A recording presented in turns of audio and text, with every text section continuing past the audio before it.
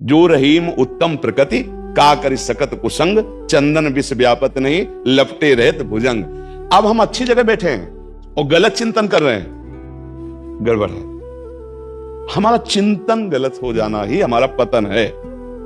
चिंतन गलत हुआ तो क्रिया गलत होने लगेगी आगे चल करके। अभी कंट्रोल हो रहा है फिर, क्योंकि हमारा गलत चिंतन चल रहा है। जैसे हम किसी को नकारात्मक भाव से ही कह रहे हैं कि तू ऐसा ऐसा करता है, और हमारा बार बार चिंतन उसी के प्रति जाता है, तो वो संस्कार द्वेषात्मक हमारे अंदर आ गया।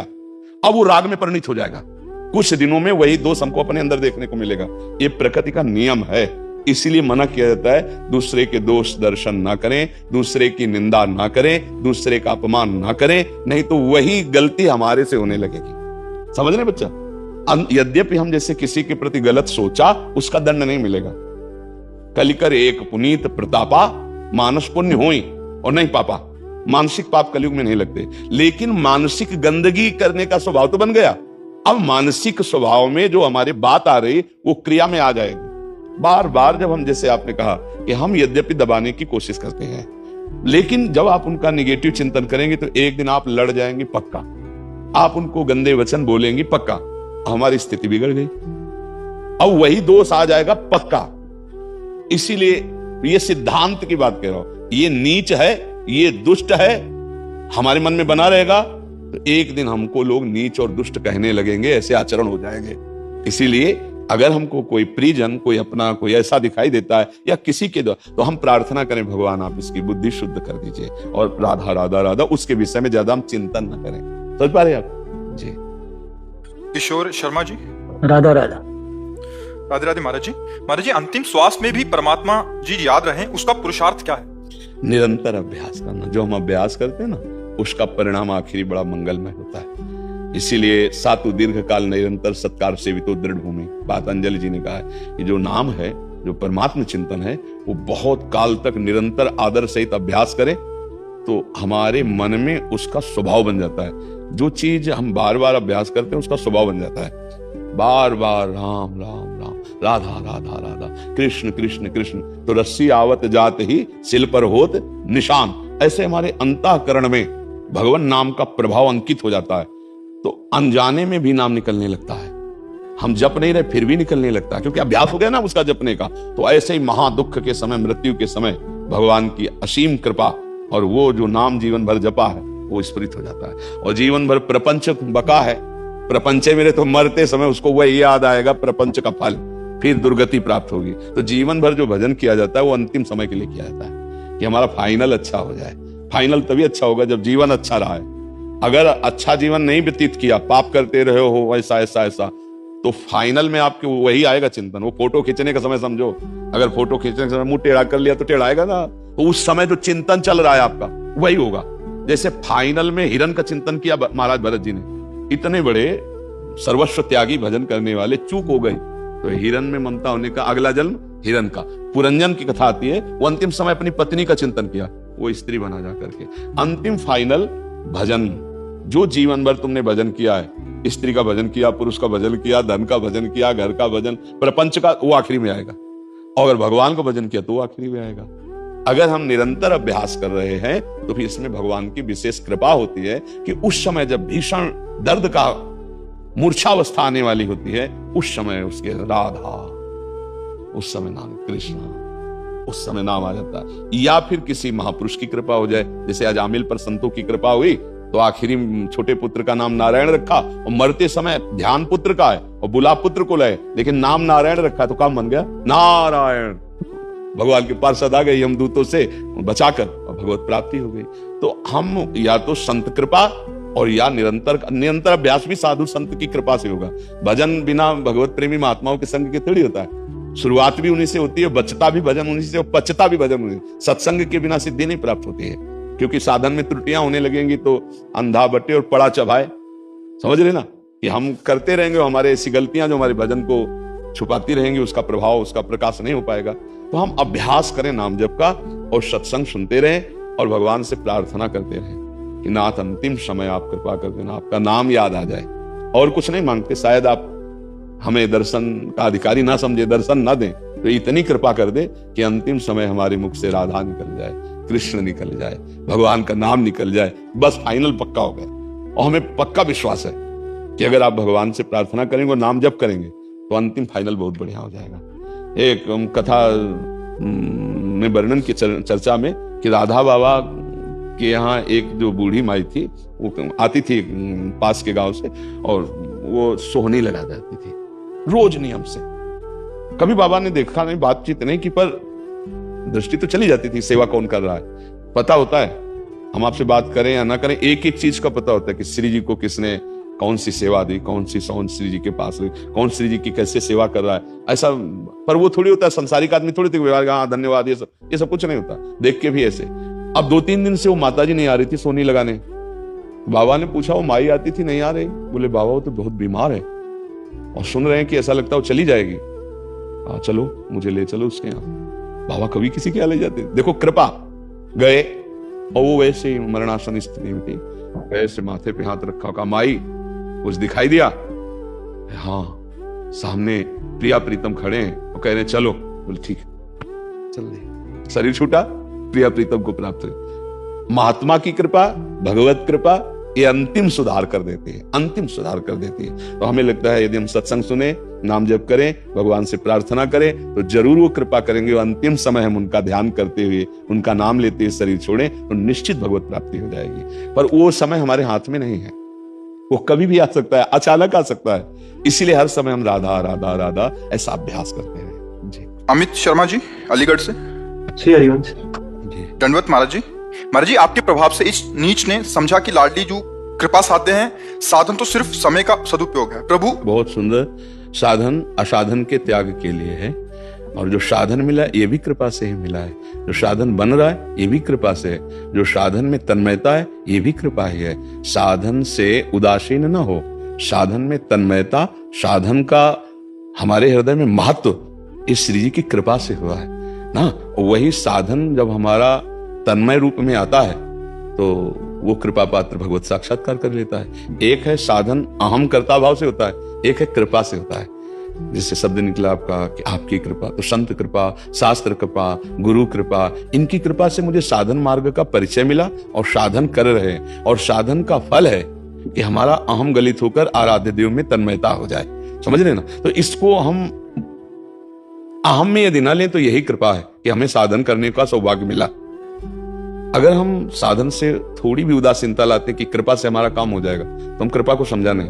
महाराज, इनका कहना है कि इससे बहुत शांति मिल रही है और संतुष्टि का भी अनुभव हो रहा है, बट यही परेशानी है, हृदय में भारी व्याकुलता या विरह की तीव्रता नहीं हो। साधन से जितना नाम जप करोगे, जितना नाम कीर्तन करोगे, गुण कीर्तन करोगे, गुण श्रवण करोगे, उतना ही हमारे हृदय की पवित्रता बढ़ेगी। और पवित्र हृदय में भगवत मिलन की आकांक्षा जागृत होती है, या पवित्र अंतःकरण में ही स्वरूप बोध की मुमुक्षुता जागृत होती है, जिज्ञासा जागृत होती है। मैं मुक्त होना चाहता हूँ इन तीनों शरीरों से, मैं तत्वबोध प्राप्त करना चाहता हूँ ये, या मैं भगवत साक्षात्कार करना चाहता हूँ। साधन पर महत्व रखे, आश्रय आराध्य देव का, कृपा आराध्य देव की, पर साधन ही हमारा साध्य है, ये बात समझना है।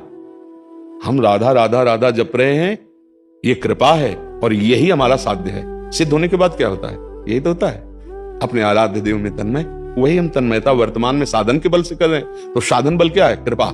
हमें नाम मिला, हमें मार्ग मिला, हमें भगवत चर्चा श्रवण करने को मिली, हमें पता चला हम कौन है, हमारा क्या उद्देश्य है, हम यहाँ किस लिए आए हैं। सत्संग में इन्हीं का तो समाधान होता है। तो ये सब कृपा है, इस सब कृपा से है।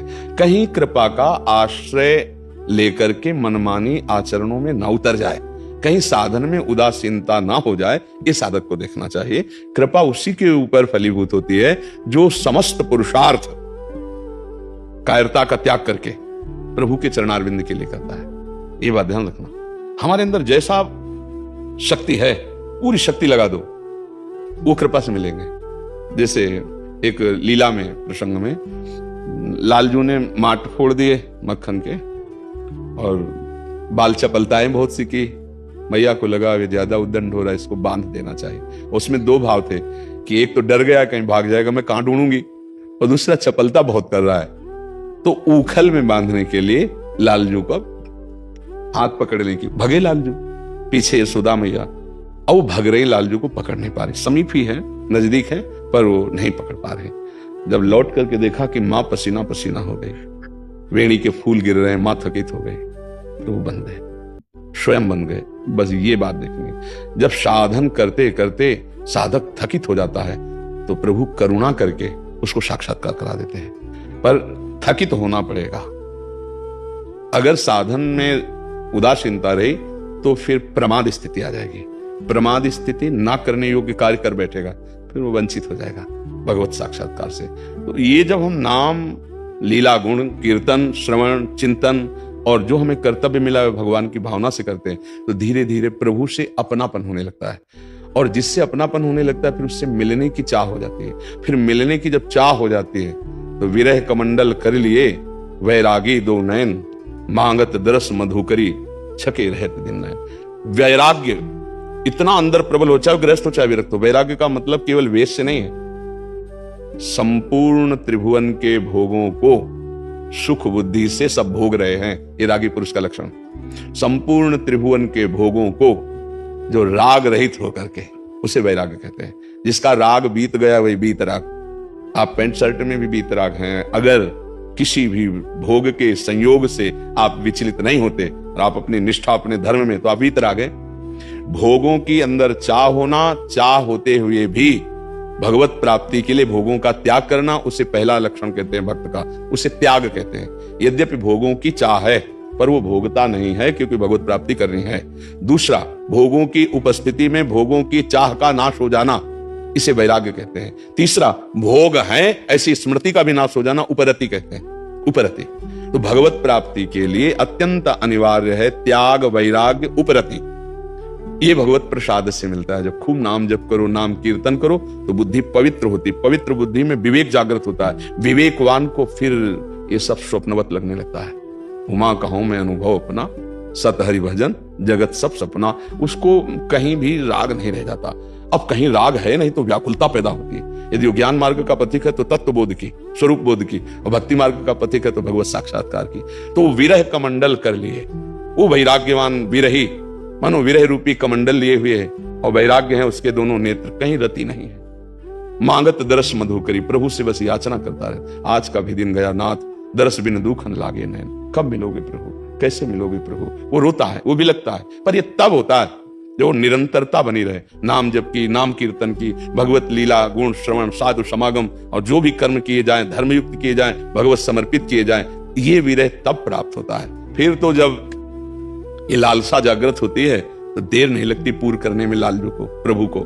रुरुदु सुश्रम राजन कृष्ण दर्शन लालसा तो तासा महावीर भूत छोरी, इसमें मान मुखाम मुझा पीतांबर धरा सृग्वी साक्षात मनमत मनमता।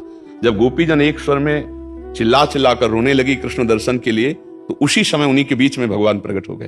तो उपासक के हृदय में ही भगवान प्रकाशित हो जाते। तो रूप छके घूमत रहे, तन को तनिक न भान, नारायण दृग जल बहे, यह है प्रेम पहचान। कृतकृत्य हो गया, बम भक्ति युक्तो भुवनम पुनात।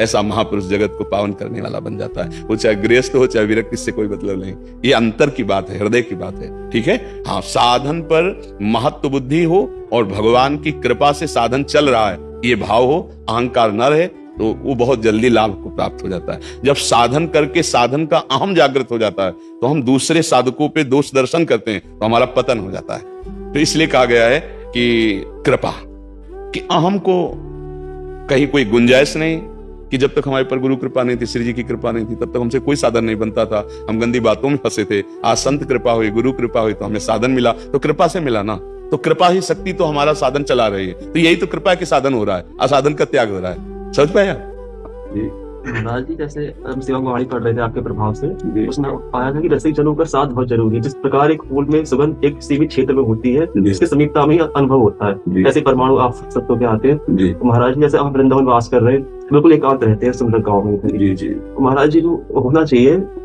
वो स्थिति, अवधि इसकी बहुत कम है।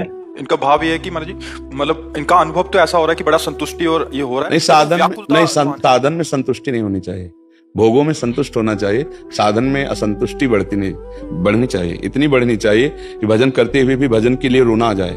और हम आपको आखिरी अंतिम बात बताते हैं जो हृदय में रहनी चाहिए। हमारा भगवत चिंतन का तार ना टूटे, बस। हमको ये नहीं देखना है कि भगवान मिलेंगे कि नहीं मिलेंगे, मिले हैं कि नहीं मिले, नहीं तो साधन में अश्रद्धा हो जाएगी। समझ रहे हो? मन फंसाकर विषयों में ले जाएगा, ये अनुभव की बात कहते हैं। हमारा एक ही कर्तव्य है जो भगवान श्री कृष्ण चंद्र जी आदेश कहते हैं, अनन्यस चिंतयन्तो माम, बस इसके आगे नहीं। वो जो ये जना परिपासते तेषां नित्याभियुक्तानां योगक्षेमं वाम्यम, वो उनका विषय है। हमारा केवल कर्तव्य है, भगवान का आदेश है, अनन्य चेता सततम यो माम स्मृति नित्यसा तस्याहम सुलभा पार्थ। मैं उसके लिए सुलभ हो जाता हूं। बस मेरा चिंतन चल रहा है ना, इसको हमें समेटना है। कोई भी संपूर्ण प्रपंच का चिंतन हमारे भगवत चिंतन को बाधित न कर पावे। हमारे भगवत चिंतन के स्थान पर किसी को स्थान नहीं मिलना चाहिए। वस्तु, व्यक्ति, स्थान, पद, प्रतिष्ठा, लाभ, सुख कोई भी हो, भगवत चिंतन के स्थान में हम किसी को नहीं बैठा सकते। साधक गलती यही करता है, भगवत चिंतन के स्थान में विषय चिंतन, व्यक्ति चिंतन, भोग चिंतन, तो वो बाधा पड़ जाती है। नहीं तो भगवत चिंतन हो रहा है तो इसका प्रभाव खुद आगे आगे आपको दिखाई देने लगेगा। ये मांग भी खत्म हो जाएगी कि भगवान हमें दर्शन दे, क्योंकि अदर्शन हो तब ना दर्शन की मांग हो, वो नेत्रों में बस जाते हैं। नयनन पी मूर्ति बसे ते ही रस रहाय समाय, ये लक्षण सुन प्रेम के और न कछु सुहाय, और न कछु सुहाय फिर अपने रस मातो, कुटुम देह ते जाए छूट सब ही विधि नातो, उसमें रहता हुआ भी। इसलिए आप नाम जप पर प्रधान ध्यान दें, आचरण शास्त्रानुकूलित हो, बस आप निश्चिंत हो जाए। आगे की बात हरि की है। अपने अंदर रोना आ रहा है रो लेते हैं, अपने अंदर गाना आ रहा है गा लेते हैं, अपने अंदर व्याकुलता आ रही है सो देख रहे हैं। हमारा कार्य है भगवत चिंतन न छूटे। पूज्य भाई जी श्री हनुमान प्रसाद पोद्दार जी महाराज कहते हैं, सामने श्री भगवान हो और उनका नाम छूट रहा हो तो हम भगवान को देखना छोड़ देंगे, नाम को पकड़ेंगे। क्या अद्भुत रहस्य की बात बताई कि जिस नाम के बल से प्रभु आए, अगर हम प्रभु को देखने में नाम छूट गया तो मतलब जैसे प्रभु है पतंग और नाम है डोरी, हम डोरी खींचे तो पतंग नजदीक आई, पतंग को नजदीक देखकर डोरी छोड़ दी वो फिर जाएगी। हम हरि की प्राप्ति पर भी हरि को नहीं भूलेंगे। खास बात हरि स्मृति, हरि स्मृति, निरंतर स्मृति, फिर कोई समस्या ही नहीं। आप देख लेना, अंदर ही सब उत्तरों का खजाना खुल जाएगा, अंदर ही सतमार्ग दिखाई देने लगेगा, अंदर ही अनुभूति होने लगेगी। हर समय प्रभु है, हर समय उसकी स्मृति में, उस महाभागवत के हृदय में जो आनंद उमकता है, वो बड़े बड़े पदाधिकारी, बड़े बड़े भोगेश्वर संपन्न लोगों के भी हृदय में कण नहीं है। सुरपति नरपति लोकपति जिनके भावे घास, रहे परम आनंद में तज सब ही की याद, जिसके अंदर वो चिंतन चलता है। खास बात चिंतन संभालना है, भगवान चिंतन की तरफ जोर दे रहे हैं। ठीक है जी। स्वामी चिदानंद जी जी, राधा राधा। प्रणाम महाराज जी। महाराज जी, मेरा प्रश्न दर्शन से संबंधित है। भगवान महाविष्णु के अवतार परम ऋषि कपिल द्वारा वर्णित सांख्य दर्शन तथा उन्हीं भगवान के अवतार द्वारा वर्णित वेदांत ब्रह्म सूत्र में भेद क्यों, तथा उन्हीं भगवान के उपासकों में इतना मतभेद का कारण क्या है? इसका समझ देखो, बात यह है कि भगवान ने अलग अलग स्वभाव की रचना की है। वो 3 गुणों से बनता है, सतोगुण, रजोगुण, तमोगुण से। जो कारण शरीर की रचना है वो 3 गुणों से बनते हैं। उसी के स्वभाव के अनुसार, अब जैसे वो ज्ञान प्रधान, विवेक प्रधान, बुद्धि प्रधान है, अब वो तर्क बहुत करेगा, उसकी तार्किक प्रवृत्ति है, तो वेदांत का हो बहुत दौड़ो, ये नहीं, ये नहीं, ये नहीं, दौड़ो बुद्धि। दौड़ते दौड़ते दौड़ते दौड़ते जब हार जाती है तो गुरु शरण में हो जाती बुद्धि। अब आप बोलो तो वो महावाक्य जो गुरुदेव देते हैं ना, विचार्यताम, आदि गुरु भगवान शंकराचार्य जी, महावाक्य अर्थस्य विचार्यताम, वो जब उस विचार में डूबा और तन्मयता हुई गुरु प्रसाद से, तो उसी तत्व को प्राप्त हो जाता है। अब कोई भाव वाला है भक्ति मार्ग, कोई क्रिया प्रधान है कर्मयोग का, कोई ज्ञान प्रधान है सांख्य योग, वेदांत दर्शन, अष्टांग योग। भगवान ने उपासकों की भिन्न भिन्न रुचि के अनुसार उसी परमात्मा प्राप्ति के लिए भिन्न भिन्न मार्गों का वर्णन कर। अब भिन्न मार्गों से चलने वालों का मत नहीं मिलेगा, लेकिन पहुंचे हुए भिन्न मार्गों से सबका एक ही होगा। रास्ते अलग अलग हैं तो इसलिए हाथ नहीं मिला सकते, सिद्धांतों में भेद होगा, लेकिन जब सब पहुंचेंगे तो वहां एक ही होगा जहां गोता लगेगा। चाहे ज्ञान से जाओ, चाहे भक्ति से जाओ, चाहे योग के द्वारा जाओ। समाधि में संकल्प रहित होकर उसी परमात्म चिंतन में डूब गया, चित्तवृत्ति का निरोध करते हुए असंप्रज्ञात विचक्षणा समाधि, संकल्प विकल्प रहित परमात्म स्वरूप में ज्ञान के द्वारा तीनों शरीरों का बाध करके चित्तवृत्ति का चिंतन रहित होकर अपने स्वरूप में अपने आप से अपने आप में स्थित हो गया। भक्ति के द्वारा चित्तवृत्ति का निरंतर भगवान का चिंतन करते हुए तन्मय होकर मैं का विस्मरण हो गया और भगवत स्वरूप हो गया। बचता एक ही है, पूरा सवाल लगता है सांख्य योग से, वेदांत दर्शन से, अष्टांग योग से, कर्म योग से, भक्ति योग से, तो सवाल का हल जब निकलता है तो एक बचता है। देखो जैसे भक्ति का, ब्रह्म नहीं, माया नहीं, नहीं जीव नहीं काल, अपनी सुधि न रही एक रहो नंदलाल, केवल श्याम, मैं श्याम सुंदर का भजन करता हूं, ऐसा भक्त का स्थिति नहीं होती। मैं का विस्मरण केवल श्याम सुंदर, मन बुद्धि प्राण चित्त अहम सब कृष्णाकार, मैं का विस्मरण। ज्ञान में सबका विस्मरण, मैं का स्मरण, केवल मैं, कोई उपाधि नहीं लगी मैं संत हूं, मैं ब्रह्म हूं, मैं, ये केवल साधन मार्ग है। सिद्धावस्था सिर्फ मैं जो है, बस ये इशारा होता सर्वम खलविदम ब्रह्म, लेकिन सर्वम खलविदम ये माया में है, केवल ब्रह्म। पहुंचा ना वही, केवल श्री कृष्ण, केवल ब्रह्म, केवल परमेश्वर। योगी जिसे परमेश्वर कहते हैं, ज्ञानी जिसे ब्रह्म कहते हैं, भक्त जिसे भगवान कहते हैं, प्रेमी जन जिसे प्रीतम कहते हैं, वो एक ही तत्व है। मार्ग उसके भगवान ने अलग अलग रचे, क्योंकि भगवान ने अलग अलग स्वभाव की रचना की है, अलग अलग स्थिति। मार्ग वालों में अंतराय होगा, स्थिति में अंतराय नहीं होगा। आप चाहे ज्ञान की स्थिति को देखो, चाहे योगी की स्थिति को देखो, और चाहे प्रेम की स्थिति को देखो, एक ही होगी। जैसे ब्रह्मभूता प्रसन्नात्मा न शोचति न कांक्षति, यह है ब्रह्मबोध संपन्न महापुरुष की स्थिति। कोई सोच नहीं, कोई इच्छा नहीं, पूर्ण अपने में। ब्रह्मभूता प्रसन्नात्मा न शोचति न कांक्षति, समः सर्वेषु भूतेषु मद भक्तिम लभते पराम। मेरी पराभक्ति का लाभ क्या हुआ? ना कोई सोच है, ना कोई इच्छा है। ब्रह्मभूत की स्थिति क्या है? ना कोई सोच है, ना इच्छा है। गोस्वामी तुलसीदास जी सरल भाषा में भगवत प्राप्त महापुरुष की स्थिति वर्णन करते हैं। जाहि न चाही कबहु कछु, तुम सन सहज सनेह, बसहु निरंतरता सुर सो राउर निज गेह। कभी कोई इच्छा ही नहीं, कोई चाह नहीं। चाह का नाश, भगवत प्रेम भगवान हृदय में प्रकाशित है, कुछ नहीं रह गया।